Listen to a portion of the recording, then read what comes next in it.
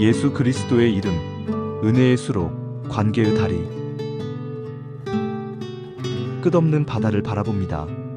파도가 쉼없이 밀려오듯 하나님의 은혜는 멈추지 않고 우리 영혼의 심장을 적십니다.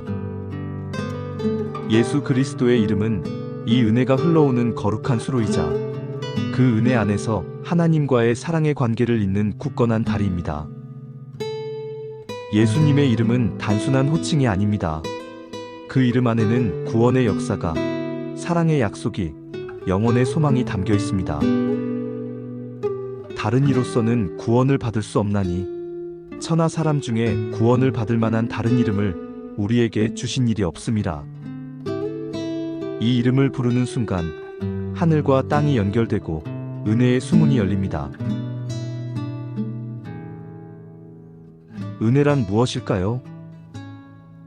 은혜는 단순히 좋은 일이나 호의를 넘어선 받을 자격 없는 자에게 거저 주시는 하나님의 신비로운 선물입니다. 이것은 인간의 노력이나 공로와는 전혀 무관한 하나님의 일방적인 사랑의 표현입니다. 너희는 그 은혜에 의하여 믿음으로 말미암아 구원을 받았으니 이것은 너희에게서 난 것이 아니요 하나님의 선물이라. 행위에서 난 것이 아니니 이는 누구든지 자랑하지 못하게 함이라. 우리 구원의 첫 순결부터 마지막 완성까지 모든 순간은 예수님의 이름을 통해 흐르는 은혜입니다.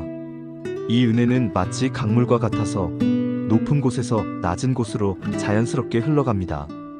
하나님의 높으신 보좌에서 우리의 낮은 현실로, 그분의 완전함에서 우리의 연약함으로 끊임없이 흘러내립니다. 이 은혜는 값이 없지만 결코 값싼 것은 아닙니다. 그것은 하나님 아들의 보혈로 값주고 사신 것, 무한한 가치를 지녔지만 받는 우리에게는 완전히 무료인 신비입니다. 십자가는 은혜의 절정입니다.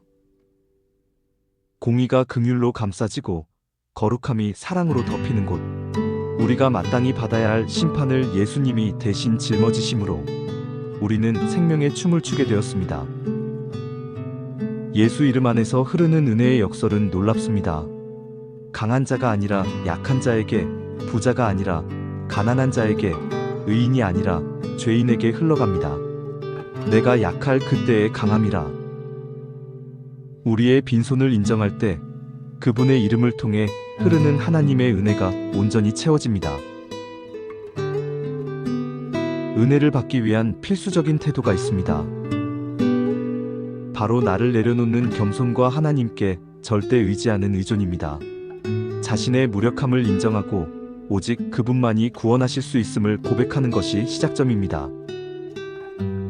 교만으로 가득한 마음은 은혜를 담을 수 없습니다. 자아로 가득 찬 그릇에는 하늘의 선물이 자리할 공간이 없기 때문입니다. 우리가 비워질 때 그분의 충만함이 임합니다. 그런데 이러한 자기 비움이라는 겸손은 자기 비하나 소극적인 체념이 아닙니다. 오히려 하나님의 크심을 인정하고 그분께 나아가는 적극적인 믿음의 선택행위입니다. 겸손한 자에게 은혜를 주신다는 약속을 붙잡고 담대히 은혜의 보좌 앞에 나아가는 것입니다. 이 은혜는 우리를 변화시킵니다. 값없이 받았지만 함부로 여기지 말아야 할 보물입니다. 은혜는 방종의 길이 아니라 사랑의 순종으로 이끄는 빛의 길입니다. 성경은 증언합니다. 모든 사람에게 구원을 주시는 하나님의 은혜가 나타나 우리를 양육하시되 경건하지 않은 것과 이 세상 정욕을 다 버리고 신중함과 의로움과 경건함으로 이 세상에 살고. 예수의 이름을 통해 흐르는 은혜는 단순히 죄를 덮어주는 것을 넘어서 우리를 새로운 피조물로 만드는 창조적 능력을 지녔습니다. 이 은혜는 우리의 죄를 용서할 뿐 아니라 죄의 사슬을 끊고 새 삶을 살 수 있는 능력을 부여합니다. 우리는 은혜로 구원받을 뿐 아니라 은혜로 성화되며 은혜로 온전케 됩니다. 예수 그리스도의 이름은 하나님과 인간을 잇는 가장 아름다운 관계의 다리입니다. 이 다리는 일방 통행이 아닙니다. 우리가 하나님께 나아가는 길이자 하나님이 우리에게 오시는 길이기도 합니다. 모든 참된 관계의 기초에는 나를 내려놓는 겸손과 서로에게 의지하는 상호의존이 자리합니다. 특히 하나님과의 관계에서는 우리의 전적인 겸손과 절대적인 의존이 필수적입니다. 우리가 스스로를 낮출 때 그분이 우리를 높이시고, 우리가 연약함을 인정할 때 그분의 강함이 우리를 붙듭니다. 죄로 인해 단절되었던 하나님과 인간 사이의 관계는 예수님의 희생으로 회복되었습니다. 그리스도께서 우리를 위하여 저주를 받은 바 되사 율법의 저주에서 우리를 속량하셨으니, 이 관계의 회복은 단순한 법적 선언을 넘어서 실제적인 생명의 교제로 이어집니다. 예수 이름 안에서 우리는 더 이상 원수가 아니라 가족이 되고, 더 이상 종이 아니라 친구가 되며, 더 이상 이방인이 아니라 하나님의 자녀가 됩니다. 이 모든 것이 가능한 이유는 예수 그리스도께서 먼저 완전한 겸손과 아버지께 대한 절대적 의존의 모범을 보이셨기 때문입니다. 자기를 비워 종의 형체를 가지사. 예수님은 진정으로 은혜의 수로이자 관계의 다리이십니다. 하지만 이 관계는 정적인 것이 아닙니다.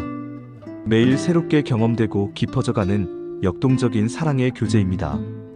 우리가 예수님의 이름으로 기도할 때마다, 찬양할 때마다, 하나님과 이웃을 사랑으로 섬길 때마다 이 관계는 더욱 풍성해집니다. 우리의 일상, 숨쉬는 모든 순간, 심장이 뛰는 매 박동이 모두 예수님의 은혜의 리듬이며, 이 은혜를 통해 우리는 하나님과의 깊은 사랑의 관계 안에 거하게 됩니다. 그러나 이 은혜의 수로가 막히지 않고 이 관계의 다리가 끊기지 않기 위해서는 중요한 한 단계가 더 필요합니다. 은혜에는 방향성이 있습니다. 위에서 아래로, 높은 곳에서 낮은 곳으로, 충만한 곳에서 비어있는 곳으로 흘러가는 것이 은혜의 본성입니다. 우리가 받은 이 값없는 은혜, 그리고 예수님의 이름 안에서 회복된 하나님과의 사랑의 관계는 우리 안에서만 머물러서는 안 됩니다. 마치 샘물이 고이면 썩듯이 은혜도 흘러나가야 생명력을 유지합니다. 다음 이야기에서는 우리가 받아 누리는 은혜와 관계의 축복을 우리의 이웃에게 흘려보내는 수로와 다리가 되기 위해 어떻게 살아야 하는지에 대해 깊이 있게 살펴보겠습니다. 오늘 이 영상에 공감이 되시면 구독과 좋아요 눌러주시고 다음 영상도 기대해 주시기 바랍니다. 끝까지 영상 시청해 주셔서 감사드립니다.